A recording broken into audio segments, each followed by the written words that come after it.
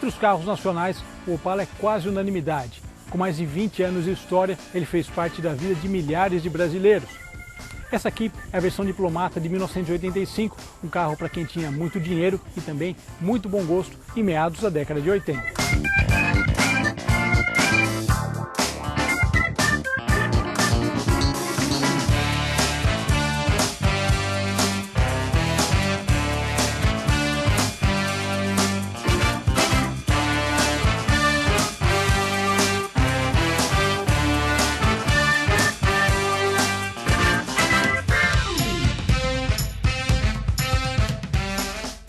Muito bem, Opala Diplomata, realmente é um ícone. Eu estou gostando muito de andar esse carro, um dos carros que eu mais gosto, esse Opala Diplomata da década de 80, de meados da década de 80.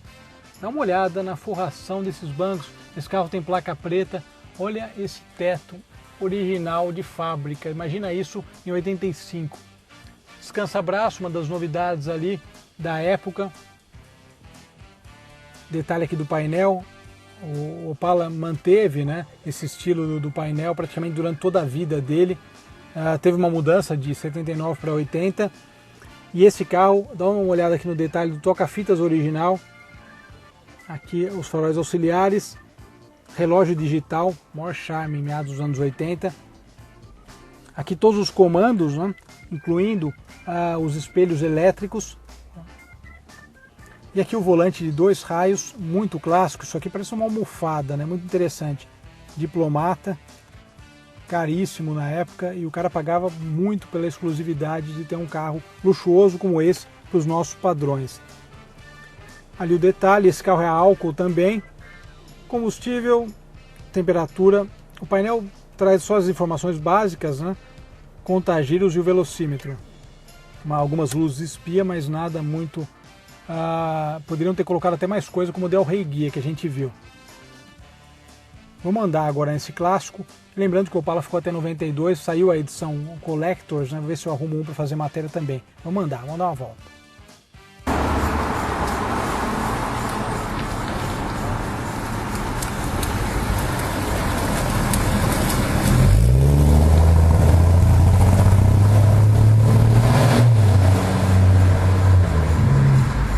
Agora nós vamos andar no carro, um dos mitos da década de 80.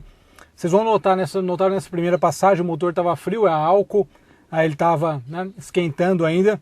E vão notar uma outra coisa, ele está sem os cintos dianteiros, que o proprietário está trocando pelos originais.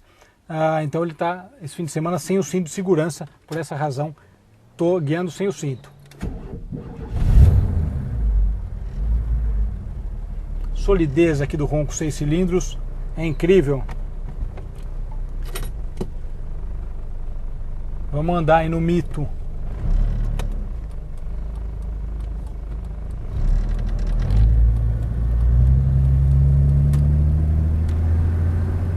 Vidro elétrico. Quem viveu na década de 80 sabe a importância que o vidro elétrico tem para um carro, né? Na década de 80, vidro elétrico aqui no Brasil era uma novidade. E isso por si só era algo bem interessante. O Opala foi lançado por aqui. Eu gostei muito desse carro, já vou comentar. 6 em linha, hein? Puta ronco legal. O Opala foi lançado no Brasil em 68. Ele veio lá como uma versão do Opel Rekord. E um carro então de origem europeia, porém mecânica norte-americana, né? Eles colocaram a solidez norte-americana da mecânica, já pensando em algo que durasse, que fosse realmente bastante sólido, né? Nós já andamos um SS71, a versão SS tinha saído 2 anos antes, e durante a década de 70 o Opala foi evoluindo, motorização, veio o 250S, né, um motor vermelho, aí que tem a sua fama própria entre os opaleiros. E chegamos aí à década de 80. Na década de 80, o Opala passou por uma grande mudança, não tanto esteticamente, no sentido que era o mesmo carro, mas ele mudou a frente, traseira. Eu acho que na década de 80, claro, cada um tem o seu gosto, né? particularmente para mim, o Opala da década de 80, meados da década de 80, exatamente 85, 86, 87, são os três que eu mais gosto, que é, na verdade, o ano desse carro. Eu acho esses Opalas belíssimos. Falando da versão Diplomata, ela foi lançada exatamente em 1980, tinha Commodoro e eles queriam dar um toque a mais de charme, um toque a mais de sofisticação e de luxo.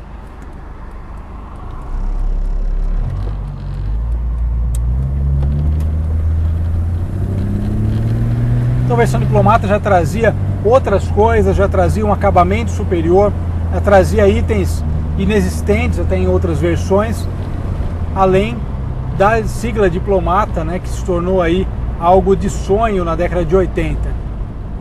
Em 85 teve algumas mudanças bem significativas no Opala, especialmente na dianteira, nas lanternas, na traseira, e o Diplomata acompanhou isso.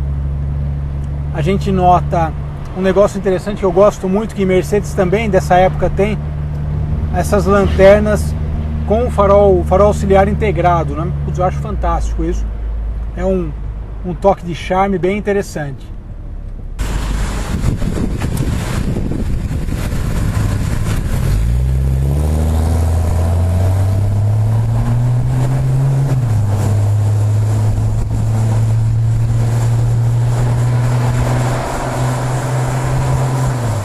E também na década de 80 e 86 chegou a Caravan Diplomata, que essa sim seria a minha escolha, como um admirador aí de peruas, né?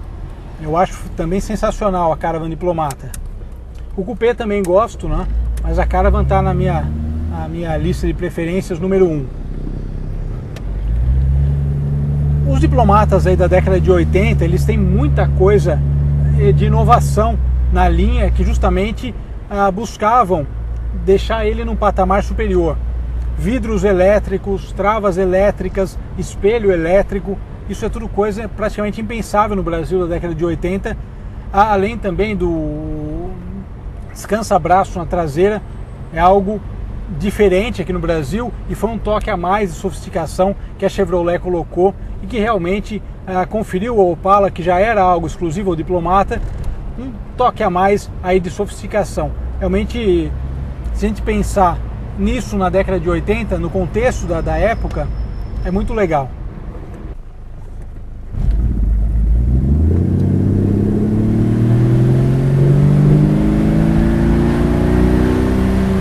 Ele vai até quase os 6.000 e quando você começa a andar você vê que elas não só funcionam, tem um funcionamento linear perfeito, muito macio, como também elas têm um funcionamento rápido, né? Isso não atrapalha o carro no conforto, na comodidade, é fantástico. Eu realmente gostei muito do câmbio, eu estava curioso para guiá-lo por causa disso, que em 1988 o Diplomata, que já mudou novamente, daí sim ele veio com um novo câmbio, que era até usado pela Jaguar também, e tinha marchas a mais, né?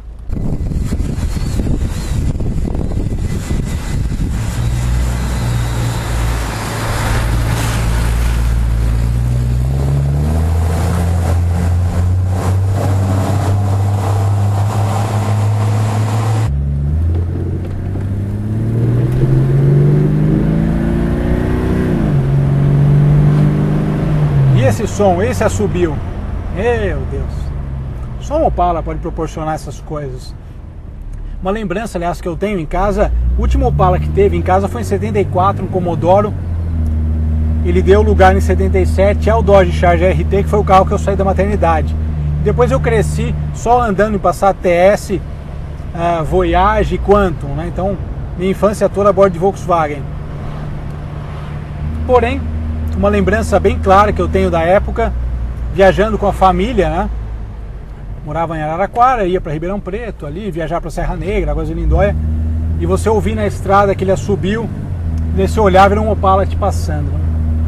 Fantástico. Essas lembranças são incríveis, né? Os carros hoje em dia, é o que eu digo, os carros da década de 70 e de 80 até 90, eles têm uma personalidade bem marcante. Isso acabou se perdendo um pouco hoje. Hoje em dia os carros estão melhores, tem mais tecnologia, claro, mas essa personalidade dos carros da década de 80 falando exatamente da década que eu cresci, né, que paixão automotiva mais, né, fluindo de forma mais direta, né? É impressionante como os carros tinham uma personalidade muito marcante. É o caso desse aqui e de outros Santana, tal também, e outros carros anteriores, que a gente fala os Mustang, Dodge, etc. Mercedes, então é sensacional. Falando de suspensão, a suspensão dele é bem macia. Nós temos aí o eixo rígido na traseira, que é aquela coisa clássica de carro da década de 70 no Brasil, assim como o Maverick, assim como o Dodge Charger e o Dart também. Landau, né? Vamos andar, aliás, em breve num Galaxy, um Landau também. E o Opala é muito macio. O Opala é um daqueles carros que você anda e não sente o tempo passar. Eu falei do Azera, né? Do Azira, que a gente andou na outra semana. E o conforto do Opala, isso pensado no contexto dos anos 80, onde o cara que tinha um diplomata tinha muito dinheiro para gastar, é sensacional. Nessa época o 250S já estava um pouco amansado, não tinha mais aqueles tuchos mecânicos e tal. Mas lógico, o legado continua, né? O Opala é um carro que passou por gerações, eu falei quase unanimidade, porque sempre tem aquela rivalidade, mas é uma rivalidade sadia, né, com as outras marcas. E isso tudo faz do Opala realmente um carro essencial para contar a história da indústria automobilística nacional. Realmente perfeito. Dirigibilidade muito boa, esse volante de 2 raios tem uma ótima pegada, uma pegada confortável, né? E a maciez dos bancos, então nem se fala. Maravilha. Esse toca-fitas original aqui, vou ligar, vai estar tocando algo de época, quebra-vento e essas coisas que fazem parte aí de andar num carro clássico. Fechando só, os Opalas fizeram muita história como táxi, também radiotáxi aqui em São Paulo, carros rodando 400, 500 mil quilômetros sem retífica. Esse motor de 6 cilindros, esse conjunto do Opala é muito durável, comprovadamente durável, né?